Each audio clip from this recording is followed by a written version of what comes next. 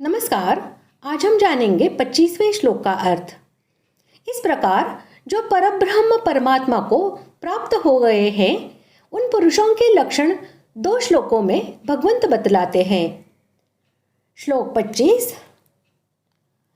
लभन्ते ब्रह्म निर्वाण मृषय क्षीण कल्मषाः छिन्नद्वैधा यतात्मानस् सर्वभूतहिते रताः। श्लोक का अर्थ, जिनके सब पाप नष्ट हो गए हैं, जिनके सब संशय ज्ञान के द्वारा निवृत्त हो गए हैं, जो संपूर्ण प्राणियों के हित में रत है और जिनका जीता हुआ मन निश्चल भाव से परमात्मा में स्थित है, वे ब्रह्मवेत्ता पुरुष शांत ब्रह्म को प्राप्त होते हैं। इस जन्म और जन्मांतर में किए हुए कर्मों के संस्कार, राग द्वेषादि दोष तथा उनके वृत्तियों के पुंज जो मनुष्य के अंतःकरण में इकट्ठे रहते हैं, बंधन में हेतु होने के कारण सभी कल्मश पाप है। परमात्मा का साक्षात्कार हो जाने पर इन सब का नाश हो जाता है। फिर उस पुरुष के अंतःकरण में दोष का लेश मात्र भी नहीं रहता।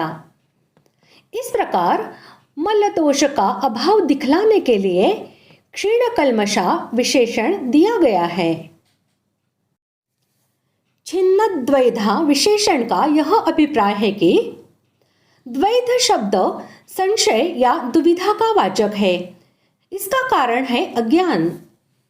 परमात्मा के स्वरूप का यथार्थ ज्ञान हो जाने पर संपूर्ण संशय अपने कारण अज्ञान के सहित नष्ट हो जाते हैं।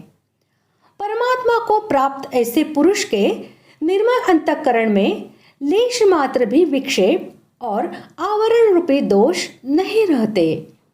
इसी भाव को दिखलाने के लिए छिन्न द्वैधा विशेषण दिया गया है।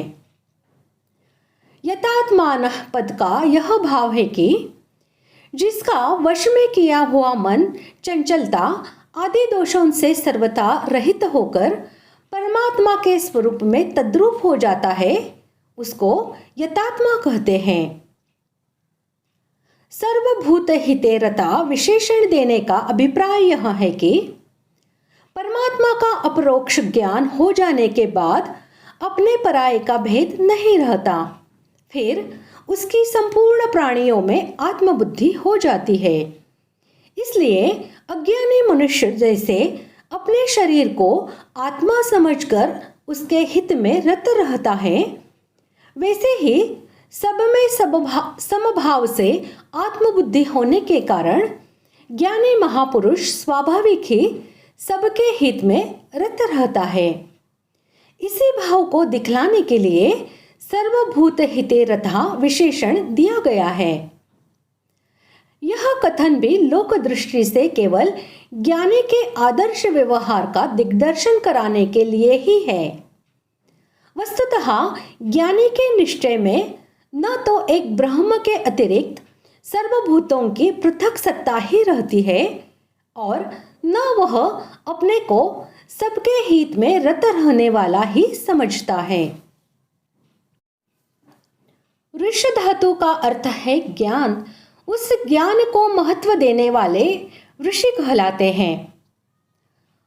प्राचीन काल में ऋषियों ने गृहस्थ में रहते हुए भी परमात्मा तत्व को प्राप्त किया था। इस श्लोक में भी सांसारिक व्यवहार करते हुए विवेक पूर्वक परमात्मा तत्व की प्राप्ति के लिए साधन करने वाले साधकों का वर्णन है। अतः अपने विवेक को महत्व देने वाले ये साधक भी ऋषि ही है। ब्रह्म तो सभी को सदा सर्वदा प्राप्त है ही, पर परिवर्तनशील शरीर आदि से अपनी एकता मान लेने के कारण मनुष्य ब्रह्म से विमुख रहता है। जब शरीर आदि उत्पत्ति विनाशशील वस्तुओं से संबंध विच्छेद हो जाता है, तब संपूर्ण विकारों और संशयों का नाश होकर सर्वत्र परिपूर्ण ब्रह्म का अनुभव हो जाता है। लभन्ते पद का तात्पर्य है कि जैसे लहरें समुद्र में लीन हो जाती है, ऐसे ही सांख्य योगी निर्वाण ब्रह्म में लीन हो जाते हैं।